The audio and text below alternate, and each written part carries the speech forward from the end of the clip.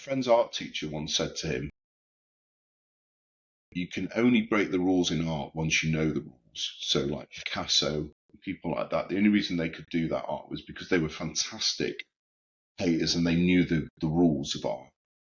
You can't just break the rules without knowing the rules. You're not creating art. So I reckon I probably got to over 300. So what do you learn approaches after you've approached multiple hundreds of women?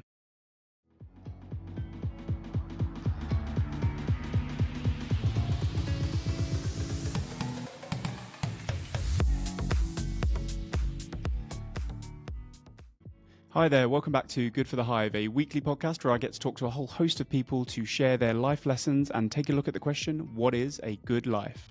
This week's guest is Luke, last name Redacted. Luke is a graphic designer, a YouTuber, and an MMA enthusiast. We talk all about Luke's pursuit of truth, what you learn from cold approaching over 300 women, and why you really need to use the buddy system when it comes to microdosing testosterone. For the first time ever on this podcast, I feel the need to include a medical disclaimer at this point. I am not a doctor, Luke is certainly not a doctor, and this is not intended to replace professional medical advice. Please do consult a medical professional before making any changes to your exercise, diet, or supplement plans. As you can probably tell, I'm a little bit nervous about this one. If you enjoy the podcast, please do like, and if you haven't already, do subscribe. The more likes and subs that we get on the channel, the bigger we can grow and the more guests we can attract, and hopefully the more value that we can provide you. Let's jump into the episode. Luke, welcome to the podcast. Very much, Alex. Thanks for having me. So, Luke, I want to start off this interview like I start off all the interviews with the question, what is a good life to you? Okay, now, first of all, that is a very difficult question. It's a very short question, but it's a very, very difficult question to answer because there's so many different definitions of the word good. So a lot of people would define what they see as good in different ways. Some people would say adequate is the same as good. So you could have an adequate life. I'm assuming the way I look at it is a good life in terms of maybe a moral life. So it depends really where you come at it. For me, personally, I would say the pursuit of truth is central to me living a good life. Interesting. Okay. And seeking truth is what I try to do. It's not a perfect pursuit of truth because that's impossible. You'll be doing that for the rest of your life and you'll probably never fully attain it. But I think to be striving for truth, for me, is the key to a good life, or that's what a good life is.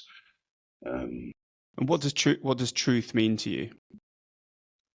Well, then again, that's something that changes all the time because I used to believe things were true when I was a lot younger, and then as I've got older, I've realised they weren't actually true. So as you discover things about life and information, and truth always changes. So I think the key thing with truth is not to be too cemented in what you believe, because it's very humbling when you're pursuing truth, because you find out that actually something you've believed for as long as 20 years, if it could just be incorrect, and you might have based your whole life on that thing that you believed was true, and then suddenly you're finding out it's not true. So it's quite humbling.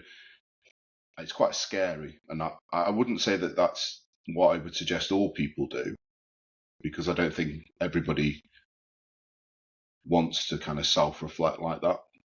So have you got an example of a previous truth that you had concrete in your head and then something changed and you were just like, right, I need to relook at pretty much everything now on the back of this? Yeah, I think on my approach to talking to women, I think that's you'll notice that this has formed a lot of my life, because I think as men, like, our relationships with women are really important to us.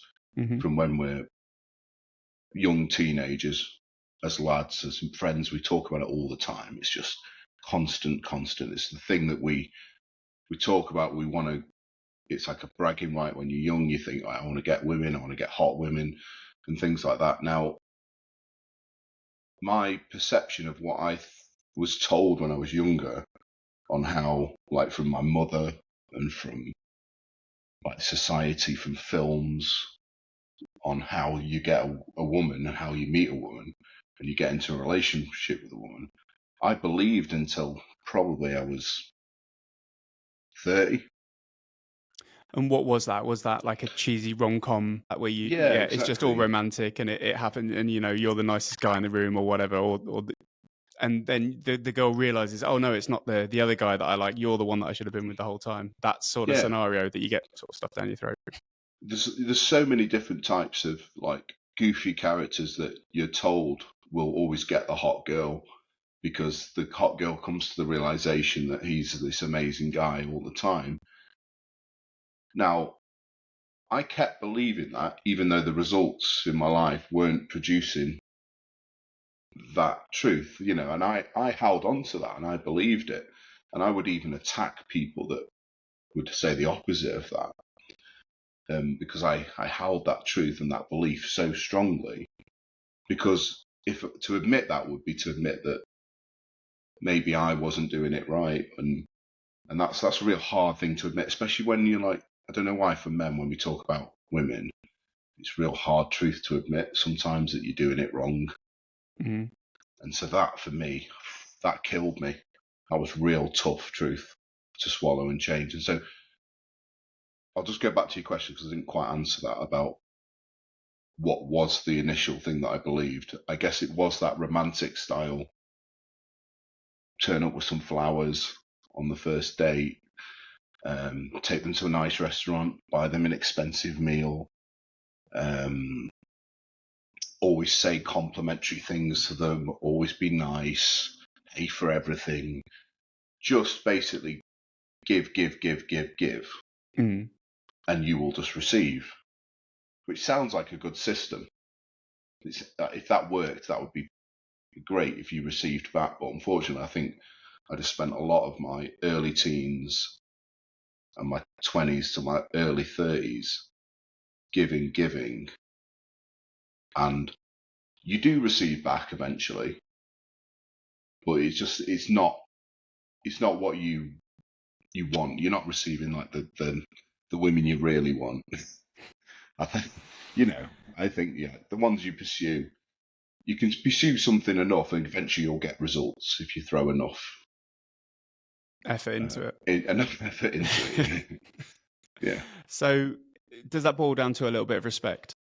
Sometimes you think if you act the perfect gentleman, if you do all the so-called right things from the movies, blah, blah, blah, in reality, you just don't get that respect back, because you might be seeing that you don't have a backbone and you can't stand up for yourself because you're just too nice. And sometimes you need a bit of that antagonism. Sometimes you need a little bit of back and forth and banter, and you can't just be the nice guy the whole time. Yeah, absolutely. And I think that my particular problem was I was more of a joker.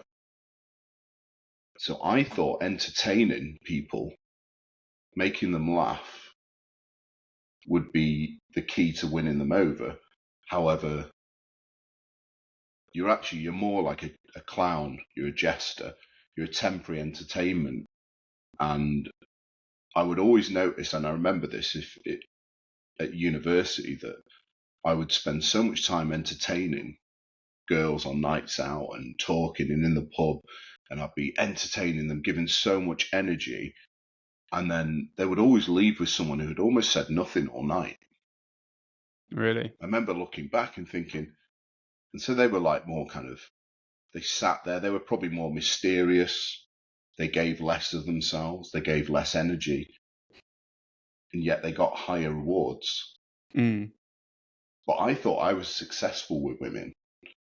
Like, I really believed in my core that the way I was doing it and the way I was doing it was getting results, because it was getting some results. However, when I started to address this truth and seek the truth and go, right, okay, had a hard look at myself, I was like, no, that guy over there, he's actually getting results. with very minimal effort. So was there something subtle that you could see that some people were doing that you weren't doing to get those results? Yeah, I think they had a quiet confidence. So there's a difference between being cocky and being confident. Mm. And I think that they were just quiet, they were confident, they had a little bit of mystery about them. They wouldn't give everything of themselves, which makes you intriguing. If you don't give everything, as the movies would say, you give. If you actually hold back and you don't engage, sometimes that makes you an intriguing character. So there's lots of ways that you can, and it's less energy for yourself as well. Mm. I think Georgie Best used to say the trick was making them think you're shy.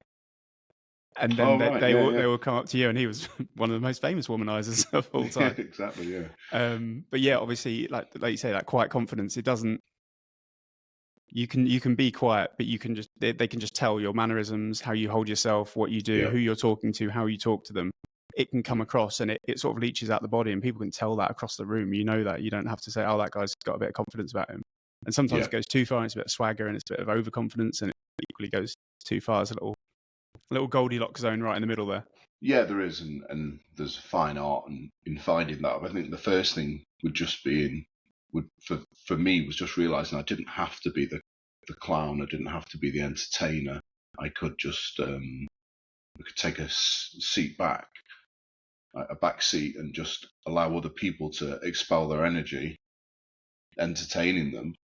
And when it came, and I just asked for their numbers, they were a lot more receptive.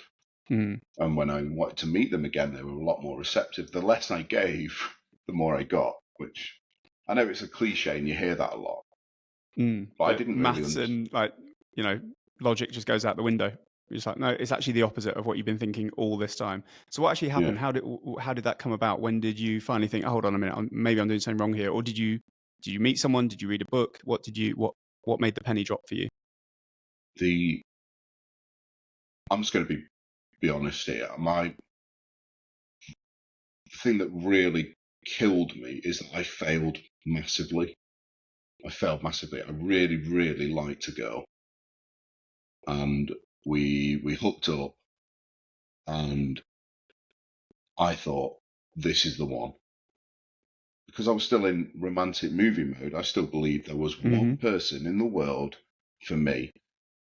There's billions out there, but I was convinced because of the movies, there's this one person, and I'd found that person. In my head, I'd found them. In their head, I don't think they'd found me, in hindsight. But I was convinced, and it started off really well, as it always does when you're entertaining them and you're giving so much energy. But I wasn't getting back what I was giving in. And that ended in heartbreak. And then we kind of it ended in heartbreak, yeah. And I think the phrase is like, to ascend to heaven, you have to descend to hell first. And I think I really was devastated by that kind of relationship. It wasn't even a proper relationship, but for some reason, it really affected me. I really believed that we were going to be together. And that rejection, that heartache, and I kind of went into what I would call monk mode. What's monk mode for you? It's where you kind of withdraw yourself from talking to women and you just work on yourself. Okay. Because pursuing women, it takes a lot of time, it's a lot of energy. And I said, no, I'm going to work on myself. And I did. I spent a lot of time. And that's when my friend, who was probably the catalyst for all this, introduced me to a pickup artist who wrote a book called Roosh V. I don't know if you've... Roosh V. No, I remember Neil Strauss in The Game back in, I Googled it before we jumped on. So 2007, Neil Strauss, The Game. Yeah, he was the original. He was like the godfather of... So I had a one-way ticket to New Zealand in my hand with Tom. in whatever Waterstones or wherever it was in the airport. And just before we jumped on the plane, I saw a book and I read the back of it, and it said something like "Don't hate the game." And then there was an Arnold Schwarzenegger quote, and I was like, "Oh, this looks fun. I'll read this." So I read it on the way over to New Zealand, and yeah, it's a bit of an eye opener. That one. Yeah. Have you gone back and read that one as well? I did initially. It was just such a long time ago. At the time when you read that, it was perfect. Like that was a perfect little book. I think things have changed a little bit. Like the social environment has changed. I think back then there were less phone engagements. I think there was a lot of meeting girls in bars at that day and age. So the game that he talked about in that book was very effective, and some of the principles are rock solid and they stand up today. I would back them. So who's Roosh V? Is Roosh V English American? No, he's an American guy. He's actually stopped doing game now, and he's become a Orthodox Christian, Russian Christian, and he stopped selling all of his game books because he thinks it's morally wrong, which I quite respect, to be honest. Like he's done that. He withdrew them all from sale. Actually, so you can't actually get there on the black market now. If you want, I've got a copy. Let me know. I'll sell it you. Yeah, so they're quite rare, like to read. But he had a very considered and quite logical approach to game that I enjoyed, and the way he told it made it very applicable. He wasn't trying to be a Andrew Tate. He was trying to make game for the average person, and at that point I was an average person. And that's where it always was, wasn't it? What we'll call the Americanism, the jocks, the people who are natural with women, they would never pick up that book from the thing because they'd never see that as a problem or a pain point that they had to solve. It was always for the so-called nerdier guys, the socially anxious guys, the people who just didn't naturally bump into women in the street and were able to talk to them. It's the guys that needed that leg up to show them who they really were, which they had it inside them the whole time. Yeah. But they needed that step up. They just weren't the naturals, and it just didn't come to them like that. There's quite an interesting thing that has happened to people. Now, Roosh V is an example of it. Neil Strauss is another one, where a lot of the original writers of things like the game and these sort of studies, they've actually gone down weird rabbit holes after writing these things and after being in that community for so long, because they've seen the gulf between who they actually are at their core and who the woman is naturally attracted to. And because that gap is so huge, it just messes with their mind that they're nowhere near what they should be, and it just freaks them out a little bit. And I can't remember exactly what Neil Strauss is going through at the moment, but I think he's having his own identity crisis, and I think he sort of come off social media, and he's doing some. Probably going to have to fact check that. But yeah, I saw this on another podcast, and Roosh V taking his own turn as well. So is there a shelf life for how long you can be actively employing these tactics, let's say? I think womanizing, there's definitely a shelf life to that. If you're going to do it to the level and the full-time commitment that these guys were doing it, because it was their living as well, you have to remember. So I feel... Tell me about Roosh V. Did he have just a normal job in America, and did he just develop this off his own back, or he was like in the community? I think he wrote some very cleverly titled books called Bang. Yes, I've heard of this. Yeah, and he would name them by country. So he would travel to that country, use the game pickup tactics, and he would write a book about that country. So it would be Bang Sweden, or Bang UK, or Bang Lithuania, or and he would bang Romania. Wherever he liked Eastern Europe, he would go to South America as well, and he would always write a book called Bang That Country, and he would give everyone tips on what to do, where to go. So that's how he started out. These little books, which back in the day, like game books were so hard to find. So he was like a niche guy, and he really put himself out there, to be honest. He travelled, he made money, he got attacked a lot when the new kind of woke media came and found him. He got cancelled, I think, pretty hard. Really? Yeah, But Did he then stick in it for a little while before he went full Orthodox Christian, or was it like just too harsh for him to handle? I don't think that that's the reason he did that. He was always, I think he got to the point where he was having a moral crisis with what he was doing and the women he was meeting, because obviously, Do you think it's what he was doing or what he was encouraging other men to do? I think that's a fantastic point. Obviously he was encouraging other men to act in the same way. So I guess that's why he withdrew all of his material and said, I don't want to put that out there anymore. And so talk me through the differences. So the original game, there was neg theory, there was talking to the friend and ignoring the person you actually fancy, that sort of thing. Yeah. How did Roosh V just modernize those and bring them into, was this 15, 16? Was that when he was active, or was it even more recent? I would need to just double check. It was what would have been about that time. I think maybe from even as early as 2012, I think maybe. We can fact check this, but yeah, where texting and WhatsApp is just so much more prevalent. And then obviously Tinder and the like, where you didn't even have to leave your room to get a date lined up for that night. Yeah, well, he talks about text game. So he started addressing text game, but he didn't really have very elaborate theories. He was very concise. His text game was very quick. He was all about eliminating wasting your time with a girl.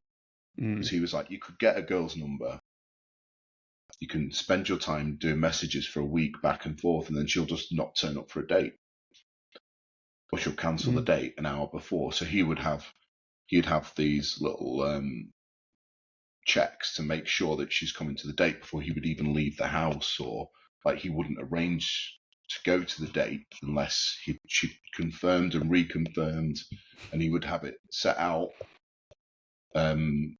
in a structured way in his text, and he wouldn't really do much back and forth in terms of getting to know them on text.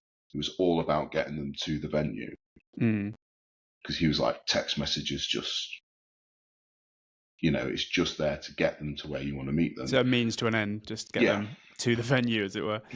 So did you start to employ basically purely his tactics, as it were? Yeah. And this worked immediately for you, and sort of was at the end of the old loop, and now, okay, no, actually this is how I do things, and when you were in monk mode and you were, presumably it wasn't just Roosh V that you were reading, what else were you working on? I was studying Roosh V quite strongly, because what I would do is I was trying to do 1,000 approaches. Wow, 1,000. So an approach is cold approach. Cold approaches. You walk up to a woman you don't know, a stranger, strike up a conversation. Yeah. And leave with her not hating you or attacking you. Or not attacking you. or hopefully with a number. Okay. 1,000 approaches. How many? I was trying. I lost count, and there was a point where I actually changed my tactic. And there was a reason for that, because I was trying to innovate on top of what Roosh. So once I learned the rules, my friend's art teacher once said to him, you can only break the rules in art once you know the rules. So like Picasso, people like that, the only reason they could do that art was because they were fantastic painters and they knew the rules of art. You can't just break the rules without knowing the rules. You're not creating art. So I reckon I probably got to over 300. So what do you learn approaches after you've approached multiple hundreds of women? What were your learning points from that? I think the first ones were terrible. I think that's the thing everyone needs to understand, that when you first try anything, your first attempts are going to be terrible. There's I quote this guy so much. I think he's called Ving Jiang. He's a speech coach, and he says the cost of mastery is first you must be shit, and that is how it is. And that's how it is. You can just put that across, and even approaching women. The first, you're going to be right, and you need to break through that, and you need to stick in there, because if you're shit, you're learning. If you're shit, you're failing. If you're failing, then you've learned something from that, even if it was a crash and burn. Yeah, well, there were plenty. So the first few. So does that build up a resilience in yourself? Well, Is that what you got from the first few approaches? It's like, right, okay. yeah, I would go out with the plan to approach 10 people per day. Wow. Now, that was getting difficult because I was in a full-time job. So, COVID hit. yeah, COVID. People were wearing masks. I was going webcam to webcam. There was I would do it on my lunch break. So sometimes it was becoming difficult because I would go to the same supermarket for my lunch consistently. So there's only so many people that in that hour lunch to go to that. And at some point, I'd probably approached every single one. So then I would start elaborating. I'd walk a different route, and if I saw a woman on the way, I would open her and talk to her. I didn't always go for closes because sometimes I started learning. You could tell from their body language. Sometimes I was like, "Nah, this isn't going to be a close. I'm not going to." What was the first? What's the name of the first thing you say in the game? So you got there was always the 3-second rule. If you opener, that's it. Yeah. So there's the 3-second rule that I think Mystery brought in. Yeah. And he said, look, you'll lose your bottle if you don't do something within 3 seconds. So the second you see them, you've got 3 seconds to approach. If you don't, then you're just going to talk yourself out of it completely. Yeah. And so, what was your cold opener to start with? Honestly, you're going to laugh.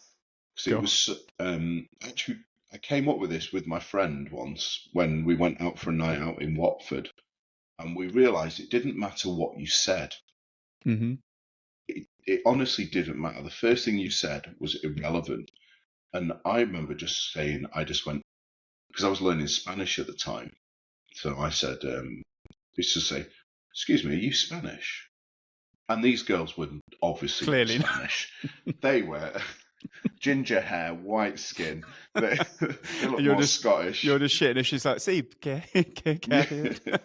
Well, I had a little bit of Spanish, so that's why I chose that, because that would then give me more ways to, perfect, I'm learning Spanish. You've got ins, but they would go, the better one was when they obviously weren't, and they'd go, "No, what, do I look Spanish?" And you go, "Yeah, a little bit." And they're like, "No, I don't." And then you're already in a conversation. It was so simple, and it works. And they've already forgotten the Spanish bit. By the time you start talking, they're like, "Why did he even want to know if I was Spanish?" Actually, because you never even got to that because you've moved it on a couple of conversational threads. They're like, "What did he even say at the start now?"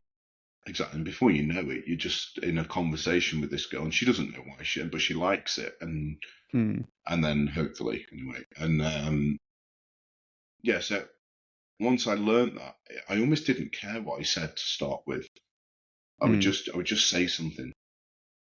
But then obviously in the modern era, what they didn't have in the old mystery days was headphones and earpods.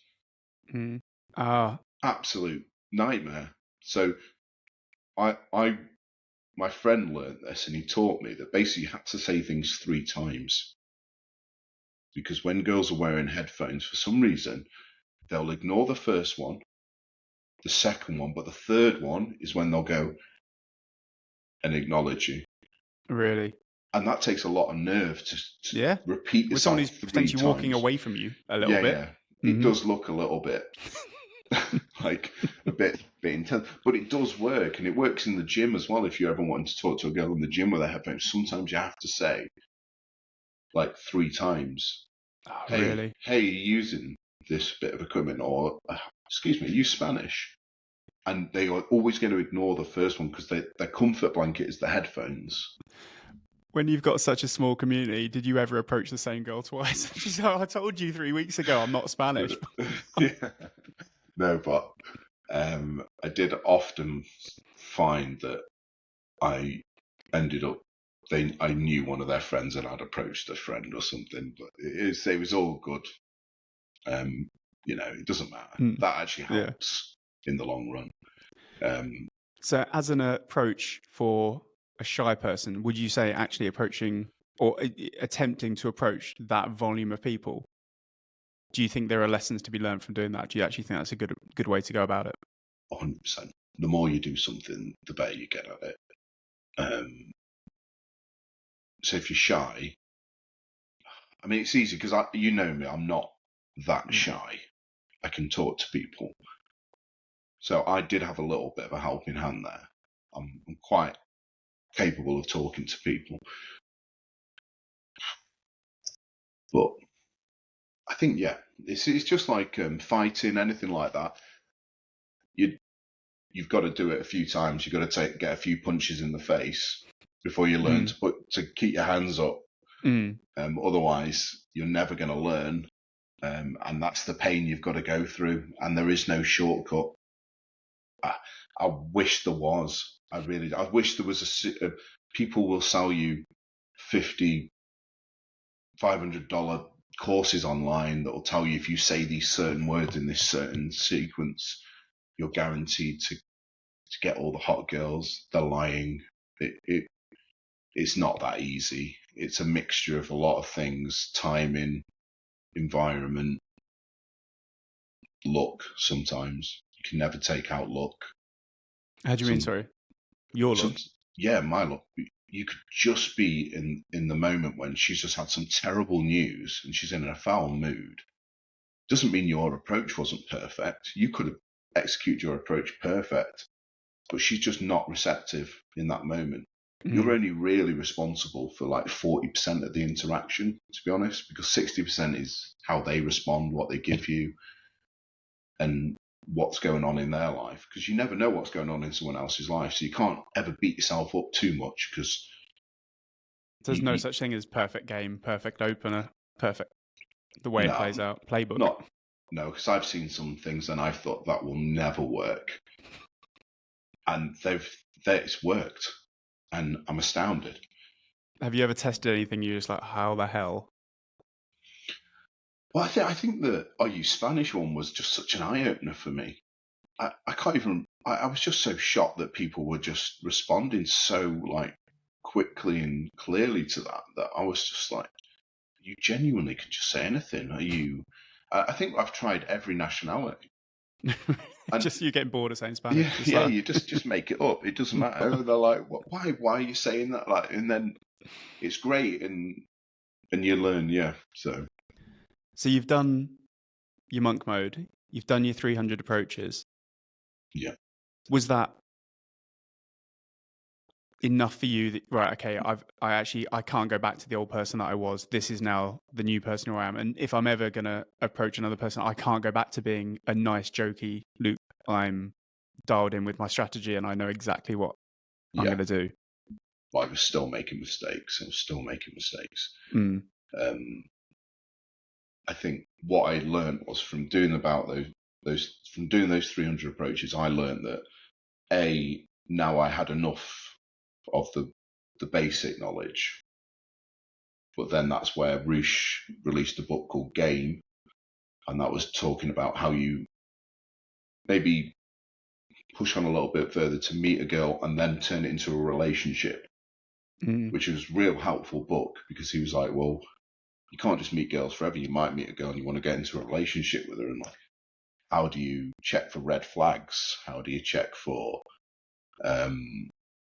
how do you know that she's going to be the right girl to get in a relationship with? What do you do to protect yourself? Don't get into the wrong relationships. And there was some real sound advice in there. So I would start to follow that a little bit more. It is really important, isn't it? That the whole game thing, it was just a numbers thing for a lot of people. And a lot of people went down that rabbit hole. And there was no goal in sight, as it were, apart from just get one more number. Just get your numbers up. Maybe get better at it so you get less rejection, if there ever was rejection after you've been doing it for that long. But that's not really, well, sustainable to an extent, but you're going to get older and you're going to get bored of it, and you're going to want something more, should we say, meaningful out of it. So is that what Roosh was talking about? And was that spurred on because he found someone that he wanted to be with, and he wanted to stop doing that, or he just wanted to build on it and get something more meaningful out of it? Yeah, he got into a relationship with a woman, which he talks about in the book, which I think he ended because of certain things that like lines in the sand that he'd written that she didn't stick to, so he ended the relationship. I think that really stuck with me, is how he was very like, that's it, that line was crossed, it's done, and there was no way back for him. Really? Yeah, so he'd set that was a red, like that was a black line. You cross that line, and there was no. I can't remember what it was now. You just don't see that in many modern day relationships. People cross the lines all the time. People take people back. They just let them get away with it. They just, for whatever reason, maybe to keep an easy life, they just keep the peace. And there is no line in the sand. It's just like, I'll just put up with it. Well, that's what I learned from him, that if you set that line up early, at the very beginning of the relationship, if you really set out, this is as I got a little bit older, by the way, so this is, I made a lot of mistakes still, and then where I'm currently at now,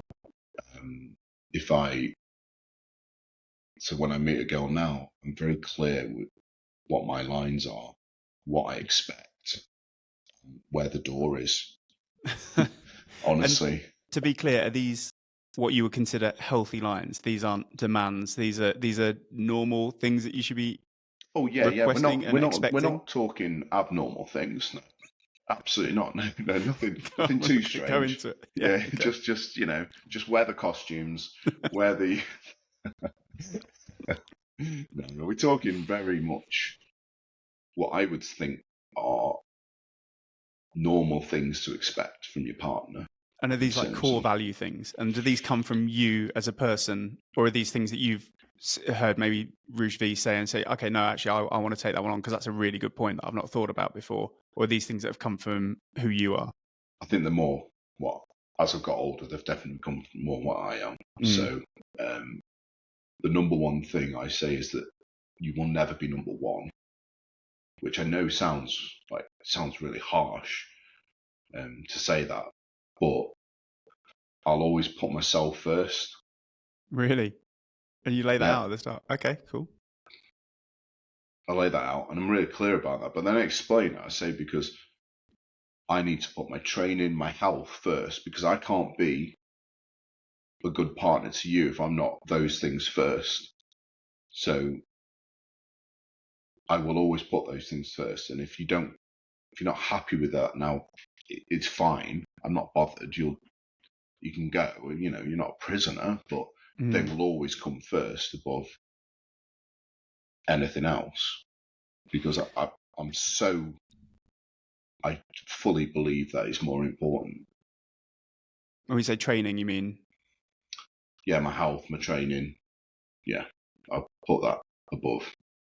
It's funny, when you talk to some women, they will see someone with like six-pack abs or bigger or clearly a gym nut, and that's not the person for them, because they're like, well, no, that person clearly spends so many hours in the gym. When are they going to have time for me? I've heard a lot of girls say that, and that's just personal preference, and that's who they are. But there's a lot of stereotypes of girls want that sort of body, but a lot of them are put off with it because they think relationship-wise, he's going to be in there 2 hours a night or something stupid like that, and it's just not going to work out for them. They've thought it through before they've even seen the person. Yeah, but they're a little bit full of shit. Go on. Because the guys' DMs they're sliding into probably all have six packs and go to the gym. So it's like this dad bod nonsense they put out there. Like, oh, I love a guy with a dad bod. I'm banking on this, by the way. We all are, but I'm here to break everyone's illusions. But you don't have to be the six pack. I'm not talking six pack. I'm talking like they make out like the beer belly dad bod, that they love it, and they do. They do. They do not. It's just proven. It's just nonsense. It's probably women on OnlyFans trying to get people with dad bods to pay them money. Pay them money. But I think ultimately you've got to put your health and your well-being before anything, because you can't be effective as a partner if you're not healthy and you're not happy. So talk me through that. What sort of training, and did this come hand in hand with when, I'm not going to put words in your mouth, but when you started to respect yourself differently, let's say, and you used to look at women differently and look at what you were doing differently. Did that come hand in hand with the monk mode of like, oh, hold on a minute, I want to start training, I want to do some different exercises, I want to look into longevity, these sort of things?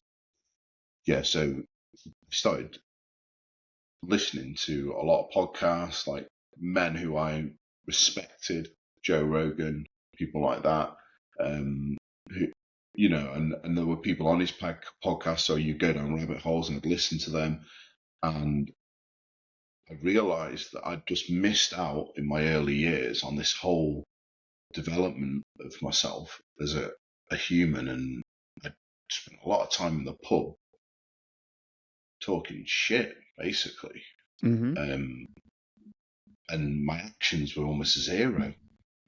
And then there were people on these podcasts, and it's like, wow, look how much they've achieved. And they were like 25, 24, and they were talking about achievements. And I was thinking, at 24, 25, I was just getting pissed and chasing women unsuccessfully. So, that was another truth that I had to swallow and go, right, I can't change it. I am where I am, but let's get involved. So I started doing jiu-jitsu, Brazilian Jiu Jitsu, because I'm just copying Joe Rogan. How did you get into that? Was it literally the podcast inspired you to go to a session? Yeah, I listened to it. He said, look, do it.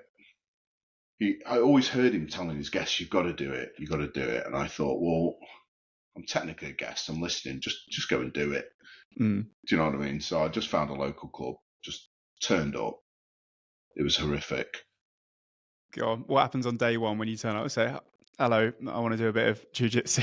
Do you know what? What do we do first? One guy was leaving like the main class, because I went to a beginner's class, which was slightly less daunting. Right. And he said, it's not the best in the room, it's the last. He said, so most of you won't survive, you'll quit. And I don't like quitting. And I don't like not being the last in the room. Okay. So he really got into my psyche quite cleverly. A lovely guy who runs a jiu-jitsu gym himself now. So I was like, no, I'm not quitting. Even though I was struggling at the beginning, just like everybody does, I thought, shit at this, I'm getting beaten up by 15-year-old kids. This is just like that. Just give me some women to approach, for God's sake. Yeah, exactly. If he knew what I could do with the words, I use Spanish, this kid would leave me alone, Well, they got you in a headlock. Yeah, exactly. Spanish, by the way. Putting me to sleep. Yeah, so it's quite eye-opening to realise like how bad at something you are. And again, just like game, continue to go at it, and now I'm slightly less shit. Slightly less beaten up by 15-year-olds. Yeah. So, what is talk me through, because I don't really know. I've seen a few clips here and there. What are the rules of, and is it purely Brazilian Jiu Jitsu that you've done at this point, and that's what you're still trying to get better at? Well, I've changed clubs. So now the original club that I started at was a pure Brazilian Jiu Jitsu club. Now I've moved to a different club where we do a mixture of wrestling, and he would call it submission grappling. So it's more like, and MMA and Muay Thai. So I really mix those four. Muay Thai just looks absolutely brutal. The kicks and the it's not great. What are the damage you can do to yourself when you try and do a kick and something on your shin, like So going back to the original one, is it like a judo plus? Is that what it sort of looks like? It's like trying to pin someone and choke them out to an extent, or what do you do in your beginner classes? So judo is more of a stand-up game. So judo, you start on your feet, and which you should do in Brazilian Jiu-Jitsu. You should always start on your feet, but someone can sit down technically and play off the floor. Right. And so the idea is basically to submit them.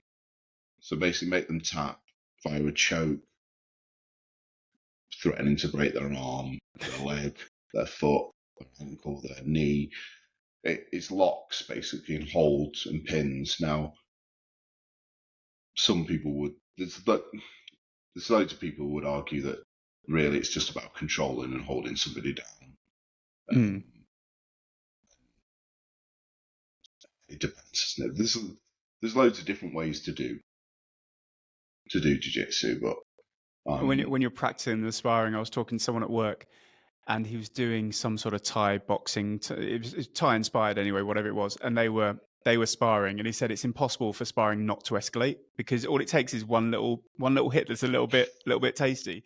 And he was going, and he had this guy hands around the back of his neck, and he was in prime position to just knee straight up. And I think there was something that you had to get your hands into it. You had to hold your own fist, or you had to make sure you had it tight and pull in as you put your knee up, and he didn't. And the guy wriggled free, and he managed to knee himself in his own chin and knock himself out while sparring, whilst taking it easy.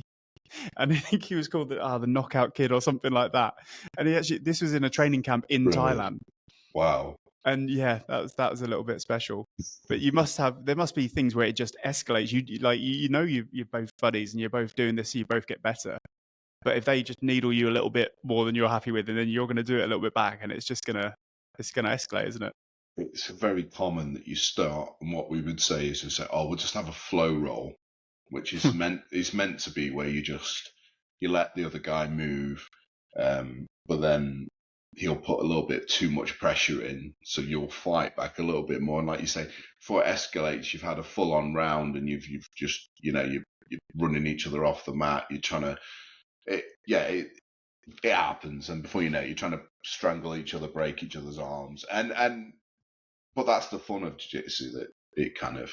We've done it again. With both arms hanging out of the sockets, just like, it's good. Both can't feel our arms. We're burnt out, and we've got another 8 rounds to go. Well done. Yeah. So how close have you come to actually having something broken or breaking something on someone else? I like to think I'm a very considerate sparring partner. So right. Anything that I've done that I've nearly injured people were accidents on my part. And that's generally how someone gets injured, because you're a bit stupid. You don't realise when you're first doing it that knees can't bend in certain directions, and so you pull somebody and they're like, and you're like, oh shit, yeah, that's going to break a knee. I shouldn't do that. That's not cool, man. Yeah, on the street that's fine, but on. So Joe Rogan's told you to do a little bit of Brazilian Jiu Jitsu. Yeah. What have you learned from the experience of picking it up as a hobby and seeing it through to not just quitting after a couple of days and going, oh no, I'm not going to stick this out? I think it's given me a lot of confidence. It's given me a lot of confidence, because some of these gyms are quite intimidating place, especially the one I go to now. It's got a lot of probably future UFC contenders that fight there. Yeah. And it's quite intimidating, and the coach is quite an intimidating guy. On the surface, he's actually lovely, but it's just, he looks intimidating, and there's some huge lads in the gym, and you walk in and it's a very serious place to train. I think it just gives you that confidence. When you'll go into that place as often as I do, I probably go 8 times a week. Like, I'm training there. I'm doing hours and hours in there. You become so used to that environment, like it's just your home. And so when you step out into the normal world, you don't think anything of it. You're just like, oh, whatever, I'm not really intimidated by anything out here, because where I go for fun, it's just full of monsters. So trying to break my arms. Yeah, who could potentially, really hurt me. So it's like you go down to I think it makes you very calm, because I'm definitely more calm, because I wouldn't have road rage anymore, because I've just seen what some people who look like they're not capable of anything are capable of. So I I know a little bit, but compared to some people, you don't know who's going to get out of that car that you've just called them a wanker. And so it's more a sensible thing. It's like, before you'd be like, oh, dick, and then you realise you're in trouble before you even know it, and you can't do anything about it. Yeah, you just don't know who's training, who's not. And you're like, oh, this little 15-year-old who's coming out the car can actually do me now. And you start to understand the consequences of violence. Go on. So a lot of people talk about it like they have fights when they're drunk, but they're not real fights, and you don't remember half of it because you were that drunk anyway, normally, and it's just a load of people pushing and like some scuffs, not real like fights. And when you see the real consequences of violence, when you can see like, okay, you can get knocked out, like some people can really hurt you if they want to, and especially if you put them in against someone who's got no training, you kind of don't want violence. You're like, I'm all right. I'm all right. Like, and I understand where violence leads, so we'll leave violence. So probably some of the least violent people you'll meet are probably people that train like MMA and stuff, because the last thing they want when they're not training is a fight. Especially if they're going to do something with a career, they don't want to be knocked up because they've accidentally knocked someone out. They've hit their head when they've done it, and it's been a serious injury, and it's just changed the course of their life when, like, it was almost self-defense. Yeah, exactly. Or they were in complete control and they've just got unlucky with what's happened. Yeah, I mean, I'd probably mess it up and hurt myself, but these guys would definitely, they're probably capable of some pretty nasty stuff if they wanted. But I just think you don't want violence. You understand that the consequences are there. So you just avoid it.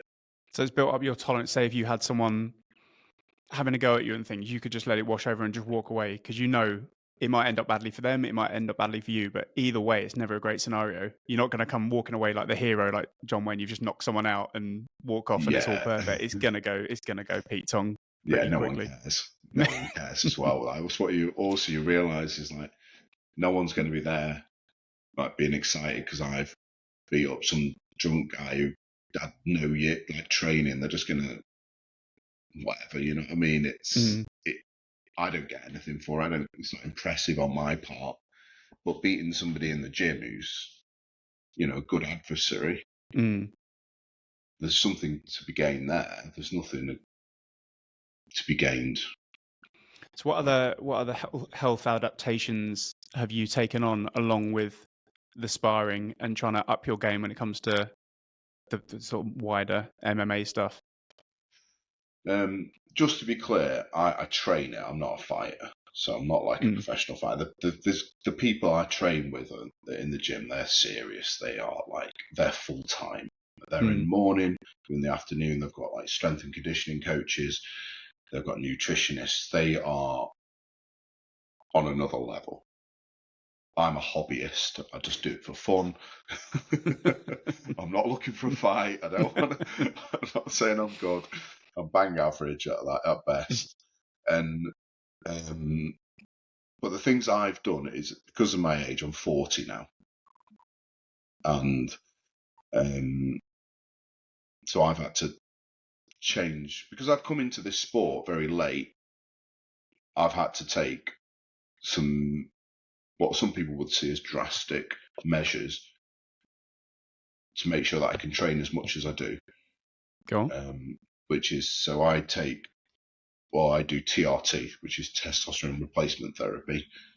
So that's every day I'll take a certain amount of testosterone, and that's just to boost it up, and that helps numerous things: recovery, strength, you know, just so many energy levels, things like that. So it's just, how did you get started using that? He's my friend who I've trained with before. He was thinking about it, and he did it through an official clinic. He had his bloods tested, and he was like, look, my testosterone is a bit low. I'm quite passionate about this because I think most people who have a sedentary job, who are at my age, at 40, because I work in an office in the day, you know, I don't, and my younger years, I spent a lot of time in the pub or, you know, in offices as well. I've never done like physical labor. So I don't think my body's like testosterone levels are going to be naturally where they should be. If I'd had a career being a lumberjack and I was spending all day moving logs around since I was 15, I imagine my natural testosterone reproduction would be higher. Now, there are natural things that you can do to boost your testosterone. They are. I'm here to tell you they don't work. What can you do? What have you tried? What can you do? Well, no, there are certain things you can do that you definitely should do. Lifting weights is definitely one of them. So resistance training will boost your testosterone, but you won't be able to recover. So your gaps in your training as you get older will be longer, because if you do a hard session, you're not going to be able to recover in order to get the benefits and then go again, because you haven't got enough testosterone for your body to mend the muscles. And so it's kind of like once you get to a certain age, you're just fighting a losing battle in order how to, like, I think is it men at about 50, your body almost doesn't let you build new muscle unless you've got like real high testosterone. It's tough. That's where you get a lot of frail old men. Yeah, and women. Yeah. So I'm all for artificially boosting that if it improves your quality of life. So how do you take it, this TRT? I inject it into ass. Someone else's. I rotate actually because I do it daily. So I do something called microdosing. Right. So when people think about testosterone and things, they think of Arnold Schwarzenegger, big needles, ramming in a load of testosterone and going hitting a load of weights, getting dead big and buff. That's not why I do it. I do it for long term, keeping my levels steady. The problem when you put in a huge amount of testosterone into your body is you peak. So you go up, your level jumps, and then obviously it starts coming down. And so if you wait a week, that's when people refer to as roid rage. You know, they can be emotional. And that's because their level is going like this all the time. Whereas what I do, I take it every day. Therefore, I raise my level to this level and I just keep it there. It's steady. Did you ever try the big hit to see what it was like? Or was it always the plan was microdose? No, I messed up. Oh, really? Yeah, well, I actually was taking way too much at the beginning. But luckily, I take my heart and my blood pressure every day and get my bloods checked. And when my bloods came, I'm not the cleverest guy when it comes to maths. God. I've done my calculations incorrectly, and I was taking probably double the dose I should have been doing, maybe triple the dose that I should have been doing daily. And were you trying to take the exact same thing that is in amount that your friend was taking? Were you just trying to match that? Yeah. And mucked it up a bit I mucked it up and because dose yourself OD'd on testosterone. He gave me the calculations, but he didn't just give me the answer. Has he got GCSEs in maths? When he's giving you these things, are you like, what's he got? He's actually very clever, and he realised I wasn't. He's just dyslexic. So No, he got the I just couldn't do the calculations because I'm not very clever.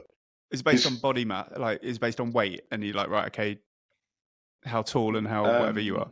Not really. It's kind of based on what your testosterone level was, what you're trying to get it to, what range you're trying to get within. Right. Okay. And so what was the effects of triple dosing testosterone for a brief period? My level was 95. What's it meant to be? I think it's meant to be within 30 to 50. Yeah, it was insane. But I and what were the physical? What were you going for mood swings? Honestly, I mean, I look like I'm flushed in the face now, but I was like, my blood pressure was high. But luckily, it wasn't like I just stopped it for a while and get out your system. And then I went to the correct dosage, and now everything's fine. So can people and do people is how serious can it get if you really mucked up the amount you're giving? Can that kill you? I think when I did it, it's because it was the first time I'd done it, and I did it immediately wrong. That's why it had such a bigger effect. I think now, if Your I was body's to just not ready for it. exactly, my body's now adjusted to it, so I don't think I would have had the same effect if I did it now. So does that mean you're microdosing? Does your body get used to those microdoses, and then Yeah. slowly over time you're going to have to, if it is a thing, taper it up and slowly, gradually increase it to get the same hit, as it were? No, it doesn't. It's not like that. I can stay steady on this, and I'll probably be on it for the rest of my life. Because of the benefits you've seen. Also, and this is important because it does affect your natural production. How do you mean? So I'm now telling my body's now used to thinking, right, we don't have to produce testosterone. Oh, so you can have the opposite effect. So if you couldn't get hold of it for a period of time. Yeah. But it is readily available, and I've got stocks. But no, luckily it's common. So are there physical traits or something? Could you walk down the street, or you had 10 guys lined up in front of you? Could you have a good guess? Are there physical traits that people show when they've got low levels of testosterone? Yeah. Oh, and it's insane. Go on. I think once you start taking it, you can just their body language. I think it's just, and I think women can smell it. This is such an odd thing, and I've spoke to other people who take it, and they've said, have you noticed, like, women are just like they're just a bit more like flirty with you, and a bit more like they're just more attracted to you, and like they'll give you preferential treatment. Like, yeah, I've noticed that as well. And I'm like, I mean, obviously, if you get muscly and you get more attractive, like that will have an effect as well. Mm. But I'm not exactly ripped. So I'm just saying, have you noticed this? And they're saying, yeah, I've noticed this as well. So I don't know if pheromones is a thing. I've not done much research. Maybe it does affect the pheromone, the smell you give off, and they pick up on that on a subconscious level. So and there will be some men out there that naturally have high levels of testosterone, and the rest of society just think, they're naturals with women. People gravitate towards them. They have the right body language, etc. And they're just DNA lucky that their body's chiming it out at a good pace, and they can sustain it. So is it the natural thing that you peak, that men peak like pretty early, like 16 to 18 or something, and then is there a natural decline after that? Is the natural way of things? I think it's around early to mid 30s is when you should probably get tested. But if you come from a bad bloodline in terms of your genes aren't great, who knows? You might have low testosterone, and also diet. Like, there's lots of things in our water. I know I'm going to sound like Alex Jones here. Turning the frogs gay. No. There are chemicals in food now that they put in. Whether that's on purpose or not, I don't know, but they have an effect. So there are certain soy products which will increase estrogen. And when you mess with hormones in the human body, it can go one or two ways. I think, personally, men seem a little bit more effeminate now than when we were in our teens. Yeah. I think we were a little bit more boisterous in like 18, 19 than what I see now. There's so many changes in the new generation that's coming out. No, I'm quite interested in our generation and other generation. Obviously, each generation looks at each other and goes, they're wimps, and they don't know what it is to be born and stuff. But yeah, there's a lot of differences, and I think they're not necessarily in trouble, but they've got way, for me, bigger and harder challenges to overcome than we did. We had it tough in a sort of sense. Yeah, we had a different type. We had easy solutions. With them, like, I don't know, even just socializing, interacting with people, a bigger proportion of them seem to struggle with those things, and they've got, I think they need a lot of help. Yeah, so it goes back to game, really. I think like that could, but then there seems to be a movement that says this type of stuff is bad. So I don't think people have access to the information that they need. So there's people out there that need this information more than ever, but they can't get access to it because, or they're afraid to look at it because they're going to be called, I don't know, whatever the terms are they call people. I don't care, but it just, it is what it is. I just think people are just scared to look into it. So what are the hard lines do you draw in the sand when it comes to health and your body? Well, food, I'm a bit fast and loose on that. Well, yeah. No, I'll allow myself some treats. I can't lie and say, I'm strict on my diet. I can be strict on my diet for a period, but that's one I struggle with. I need to be better on. But I don't drink alcohol generally. I don't drink alcohol. I find that has huge negative effects. Motivation. I just feel it now. Like I actually almost have an allergic reaction when I drink alcohol now. Really? Yeah, I get like even redder than when I put overdose on testosterone. So yeah, so it's it can be, yeah. So that's interesting. So alcohol is definitely one, but I'm not strict with that. Like I'm not bothered if there's some alcohol in something. I'm not gonna get upset about it. It's just I generally avoid it. And I would say that training, I have to train. I have to do exercise almost every day. But at least 5 days a week I'm training. Do you do any like yoga and stretching and that sort of side of exercise to limit yourself up and keep you going and keep the longevity going? Or is it all sort of weights and grappling? You've got me on a good point there. I've just had to start stretching and doing a lot of kind of mobility work because that is holding me back in my jiu-jitsu and in my grappling. Is that natural thing? Like I'm nowhere near touching my toes. It really annoys me each time. Like, I'm quite tall, but I can get nowhere near. I never have my whole life. I've never been able to do it, and I do a bit of yoga as well. But like, how does it impact you when you're trying to get better at, let's say, MMA? Because people who are more flexible get out of positions easier because they can bring their leg in where you're supposed to bring your leg in.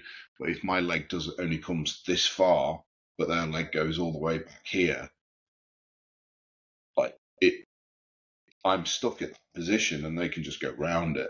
Whereas some people can bring legs and close gaps, and it really does so. So like joint mobility and flexibility is it's like another advantage. It's just like strength. Strength is an advantage. But if you have strength and you have flexibility, you're a more dangerous prospect than if you just have strength. Because your strength can be used against you because you're not very mobile. So stretching, yeah, it's a killer. I hate it. But that's because I'm bad at it. So it's something I'm having to start again at the beginning, and I am embarrassing. I'm like, I can't touch my toes. Is it like a routine that you do before you go into the training? So is it part of your warm up, or is it something you do completely separate to the training? I have to do it at home separate. I've got a program that I do. Well, I've started doing. Usually do it tonight actually, so it's your fault. I'll do it after this. I promise. I promise. And it's just like it's a set of stretches that I'm meant to do at least 3 times a week. But it just takes a long time to do because like I'm not very flexible. So getting into the positions takes me a while. Loosening up takes me a while. And is there one goal that you've got? Like, is it hip mobility? Is it? Yeah, I've got a bit of a hip injury. So from the training or just historic? Yeah, I got absolutely mullered. 15-year-old, did you? No, this was a huge Lithuanian guy actually. Right, yeah. He kind of in wrestling lifted me up, and I tried to. Now I'm not light. So you can imagine how big this guy is, because like I'm nearly, I think I was like 100 kg at the time. So Jesus, you're yeah, 100 kgs. I was at the time. I've not weighed myself, but so he lifted me up, and this was the third time he was about to basically drop me on the floor. So I thought, I'm not letting this happen again. So I stupidly tried to put my foot out, and it twisted my hip. And, Oh, it's not been the same since. So everyone who does any, and everyone's injured. playing through it. Yeah. So. Moving on to a bit of mindfulness. Do you engage in any mindfulness activities at all? Is it something that you've come across and engaged in? What would you call mindfulness? Like meditation or meditation, journaling, even yoga to an extent. You could think it's time away. It's time without headphones in. It's time to your own thoughts, that sort of thing. Has that ever played much of a part in any of these stages of your life? No, if I'm going to be honest. Yeah, no fair. Though I would say that weirdly, training can be a little bit meditative because you're in the moment. So you can't be thinking about anything else when someone's trying to, fight you. So it's like, it's single focus. Your worries, any stresses you've got going on in your life, they're gone. Because you're dealing with the one issue at a time. And sometimes when you've been doing it for a while as well, like training, it can be like you can go through a round and you can almost be a bit spaced out doing it. Like you can in a good way or a bad way? No, in a good way. As in you're only focused on one thing, so you're like fully into that moment. Yeah, and you can be quite calm. Like just you're not stressed about it, which sounds weird that you're doing something, but you can be, especially in grappling. I wouldn't say I'm like that in like Muay Thai or striking yet, but some people can get into a very relaxed state, like very chilled, and I think. But I would like to do some meditation. I think I know there's benefits to that. Yeah, no, fair enough. I think I've taken your full hour now, so I might jump into the quick fire. Sorry, go on. No, I'm pushing you for time. We've spent a lot of time on that. So yeah, quick fire round. What book, podcast, or blog would you give someone to read if they wanted to live a good life? That's an easy one, isn't it? Is it Roosh V? Yeah, I'm going to say Roosh V. But I didn't know podcast was an option, so I would say Joe Rogan is a good person for just general, as a man, hearing some, from a male perspective, I think he would be someone I'd say, yeah, listen to Joe Rogan. He's going to give you some. On the podcast front, have you come across Dr. Peter Attia and the longevity side of things? No. The person based on longevity was a guy I listened to on Joe Rogan because I'm very simple. I've forgotten his name now. It's Dr. David Sinclair. Sorry, David Sinclair. He's a Harvard professor who studies anti-aging. Oh, okay. Yeah, I think I'm pretty sure Peter Attia would have been on the Joe Rogan at some point, and he's got this really interesting concept of backcasting. So rather than forecasting where he wants to be, he's like, right, if I want to live to be 100, I've got these, he calls it the Centenary Olympics, something like that. So I want to be 100. I want to be able to put a carry-on luggage up into the bin when I'm doing a flight. I want to be able to hold a grandson. I want to be able to walk my shopping up the stairs, these sort of things. And so he's like, okay, if I want to be able to carry, say, 5-10 kgs in each hand at 100, then I need to be able to do 20 kgs at 90. I need to be able to do 30 kgs at 80, blah, blah, blah. And so he works back to his age that he is now. So he's like, right, geez, I need to, because he knows, like you said, the testosterone is going to tail off, the muscle's going to tail off, the bones are going to get brittle. So he needs to build himself up to, and he's sort of backcasted to where he needs to be when he's 30, 40, 50.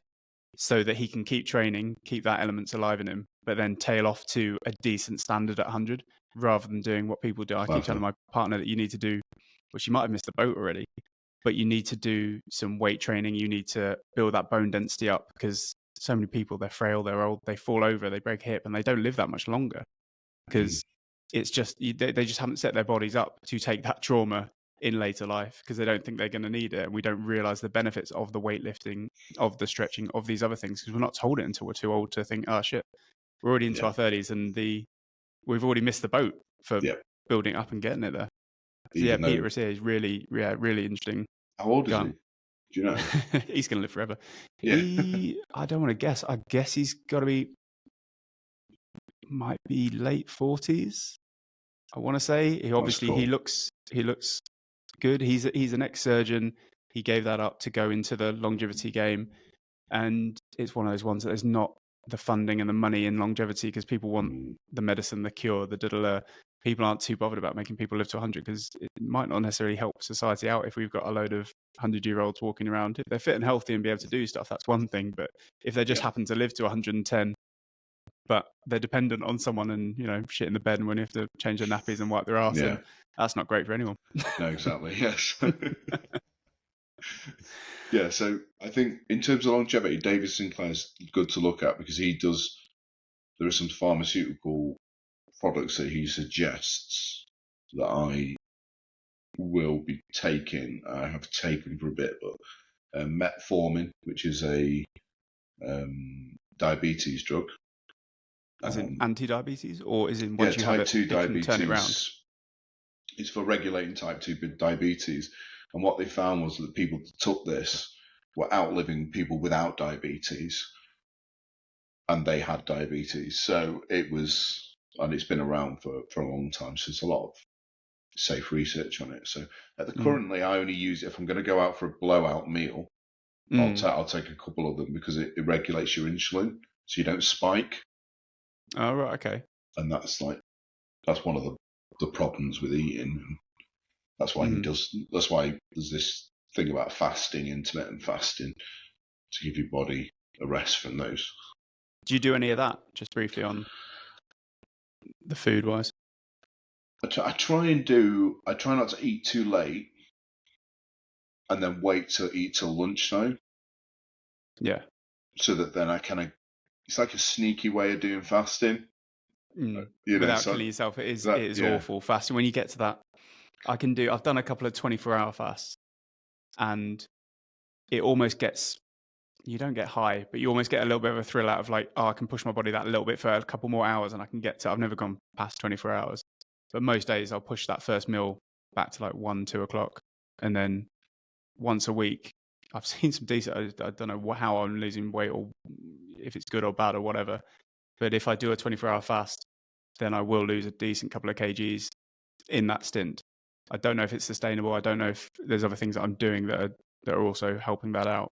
But it's helping me get my weight back to where I wanted it to be, basically university levels of where I was rather than what I've become now. Well, that's good. Good goal. And so I think that cheat fasting that you're doing is a great way. That's what I do. I think a lot of people do it because 8 hours of sleep mostly. So you're taking 8 hours out of it that you don't even remember, and then there's that conscious part of it as well. It's not starving yourself. I used to work with this woman and she'd do the 5-2 diet, and 2 days out of the week she'd only eat something like 500 calories. And at the time I was just eating what I call normally at the time. And I was looking at what 500 calories was, and I was like, oh my God, are you joking me? That's all you're having for the whole day? Like, there's no way I'm going, I can't go to sleep hungry. That's my line in the sand. Yeah. I need to not do that. No, I agree. I think people that create diets that are just unsustainable are just creating a rod for their own back. You're not going to do it. You're not going to stick to it. So your results will be temporary because you'll binge, because your body, you need to have something that you can consistently stick to. I think just not having crap in the house is one of the biggest ones. I just try not to buy crisps, chocolate, and if it's not there, when you go to the cupboard and you look and you go, it's not there, you close the cupboard. You're not going to pass out. You've had plenty of calories. It's not a calorie thing. It's a greed thing, isn't it? It's a greed thing. If it was in the fridge, if it was in the cupboard, I would eat it all. I'm not going to just get one bit. Like my girlfriend can take 2 pieces of chocolate out of a chocolate bar, leave it on the side.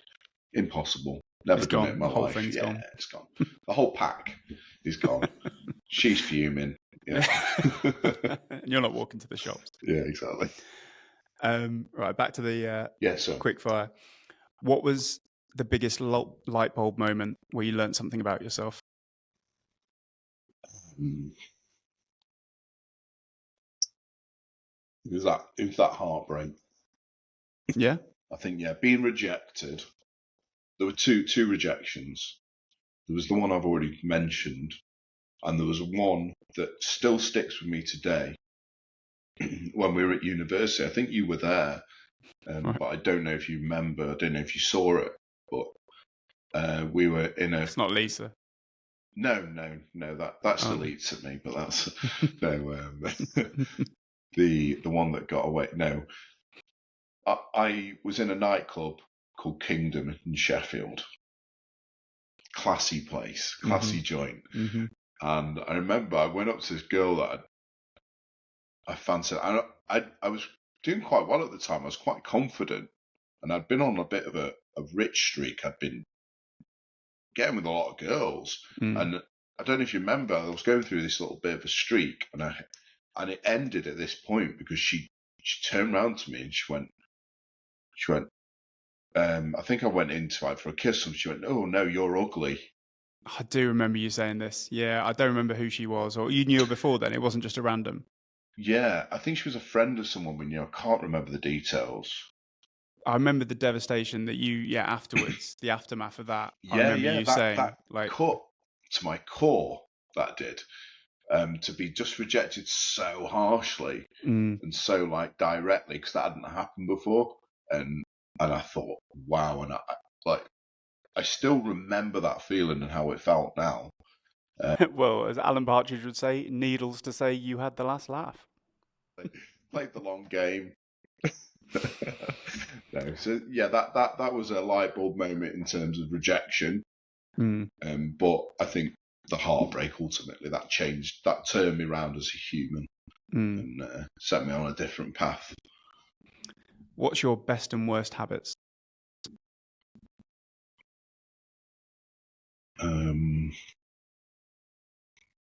My best habits are my training habits. I'm very consistent with those. I have been for a long time, so I can confidently say that.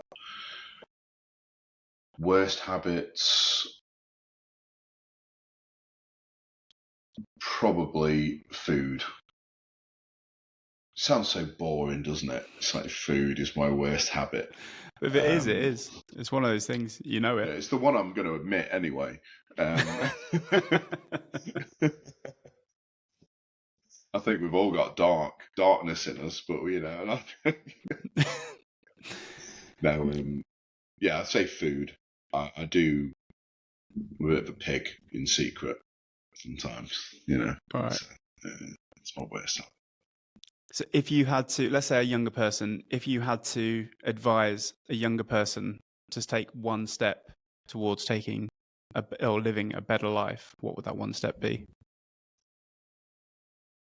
I'm going to talk to men because I'm a man and it's easier. I would say between the ages of 16 and 32, master a trade, master a hobby, a craft. Don't pursue women. Don't make that your goal, because I don't think boys become men until they're probably at least 32, 33, even older. We're not confident, we haven't developed physically. If you put yourself into a craft, an art, and try and master it in those years, I think that you'll be in such a better place in your 30s compared to the people that pursued women. Financially, most likely, like your confidence, you're physically if you look after yourself in those key years and you pursue those goals, you'll just overtake everybody, and you'll have access to all the hot girls that you didn't have access to when you were younger, because you have all that stuff. Would you say that includes finding your passion as well, and not just doing any craft for the sake of it?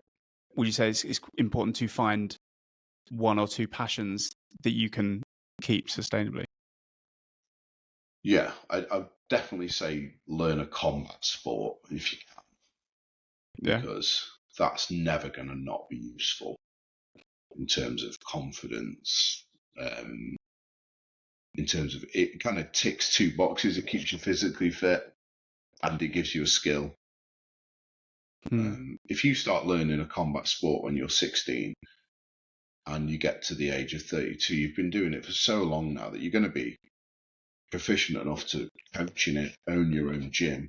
So you've got that in your back pocket, and you could have done that on the back of learning to be a plumber or an electrician or a tradesman, or start your own business. So you could have two potential, highly skilled, developed things in your back pocket. Whereas I think, and I say, don't go to university unless you have to. Really? Yeah, I don't think the benefits, unless it's a career that insists you go to university. I think that you should have a trade. I think a trade is better. Yeah, fair enough. But I might be wrong, Who in your life should we talk to if we wanted to learn how to live a good life? I was going to say, who in my life should you talk to? Absolutely nobody. Right? To get a recommendation. Yeah. I would talk to my friend Chris. I don't know if you ever met him, because I met him when we were in Sheffield. Is this the Thor guy? Yeah, he's got long blonde hair. I've never met him. Yeah. Oh, no, I met him briefly, outside Buckingham Palace. Oh, you did? Yeah, very of course briefly. You did. Yeah, very briefly. Yeah. I've got to say, he is the most trustworthy man I've ever met in my life. I would trust him with £1 million in cash, and he wouldn't take a penny. Like, it just he's just an incredible human, and he's honourable, annoyingly good looking. That is frustrating. But he is dedicated, and the things he's gone through in his life, just to stick to his principles and his morals. He's been a real influence on me. So if you're going to speak to someone about being good, I think he probably wouldn't consider himself a good person. Mm. But I wouldn't know anyone better that I've ever met in my life, really. Do you think he'd do a podcast? Yeah, I think he would. Yeah. Okay. Yeah. Brilliant. Right, Luke, thank you very much for coming on the podcast. Is there anything else you want to leave the listeners with before we sign off that we haven't spoken about? Let me just check this list. No, we've only done about 10% of it, so it's fine. I won't go into any more. No. I would say, when you're young, concentrate on getting a skill and a trade. Don't lock yourself down with a woman early when you're young, in your 20s. So if you were to go back and do it all again now, yeah, do you know what trade you would have gone into? I would probably have gone into joinery, carpentry, something like that. Yeah. Really? Yeah. Potentially, or maybe an electrician. I'm probably too thick for that. I've met plenty of electricians, mate. You'll be all right. Yeah. But I think a craft with your hands, I think it's always needed. People always want it. And I think that it keeps you active as well. Yeah. No, maybe a roofer, actually, because I've trained with a roofer once, and he's one of the strongest men I've ever met. Trained in sparred. Yeah, and he was like farmer strength, So maybe, I don't know if it's like carrying all that scaffolding up or... Just picked you up like that. Yeah, honestly, it's just throwing me around. I was like, he was only skinny. I was like, wow. So do you create any content anymore? I know you had the YouTube channel in the past and things. If people wanted to follow your journey, what you're doing with the MMA, these sort of things, Not really. do you put any of it out in that sort of sense anymore? Not really. I'm quite a private person now. Okay. It's too many. I like to keep my circle very small. No. So just go and do it all on a podcast. Yeah, do it on a podcast, but they're not going to be able to follow me anywhere. So just take the advice. You won't find me. Yeah. I'm gone. I'm too easy to. I'm somebody they want to cancel probably. So it's probably best that I've got nothing. Yeah. No, I don't know. I don't. I've got the Beard Brothers, which is a cycling YouTube channel. When I look like a tramp. The beard was considerably longer at that point. It was terrible. And I mean, it's bad at the moment, but yeah, then it was horrific. So you can follow me there. Beard Brothers on Instagram, Beard Brothers UK, I think it is. I've got a load of new videos, but I'm not going to say when they're coming out because I've been promising them for years. So. Oh, actually. Yeah. Right. Well, Luke, thank you very much for coming on. Yeah. Thanks, Alex. Thank you very much for listening all the way to the end. If you've made it this far, please do hit the like button and subscribe on your way out, and we'll see you in the next one.